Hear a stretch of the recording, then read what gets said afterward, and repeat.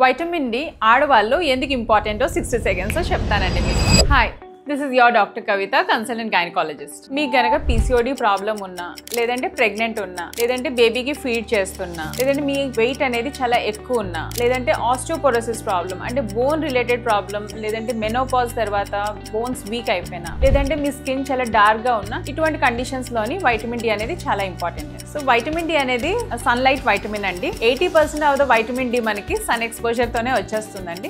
But only 20% అనేది మన diet లో కూడా తీసుకోవాలి. మన ఇండియన్ ఆడవాళ్ళు సన్ ఎక్స్పోజర్ అనేది చాలా తక్కువ ఉంటుంది. సో దీనివల్ల డైట్ లో వైటమిన్ డి రిచ్ డైట్స్ అనేది తీసుకోవాలండి. So vitamin D rich diets లోని fatty fish and fish oils, అలాగే egg yolk and also red meat and cheese and mushroom plan చేసుకోవాలి. మీరు కనుక వేగన్ అయితే soya milk, yogurt, cereals and orange juice అనేది plan చేసుకోవాలి. వైటమిన్ డి వలన మీరు breast cancer, heart disease, type 2 diabetes అనేది ప్రివెంట్ చేసుకోవచ్చు. బట్ వైటమిన్ డి మీరు ఎంత డోస్ వేసుకోవాలి, ఎన్ని మంత్స్ వేసుకోవాలో అనే డాక్టర్ ప్రిస్క్రిప్షన్ ఫాలో అవ్వాలి. లేదు అంటే వైటమిన్ డి ఒక వైటమిన్ కొన్ని కాంప్లికేషన్స్ కూడా ఉన్నాయండి. ఓవర్ డోసేజ్ అయితే vomitings, weakness, confusion, kidney problems and heart beat related problems కూడా ఉంటాయి. సో వైటమిన్ డి యూజ్ చేసే ముందు డాక్టర్ ని కన్సల్ట్ అవ్వండి. ఇలాంటి గైనిక్ అప్డేట్స్ కోసం మా పేజ్ ని ఫాలో అవ్వండి.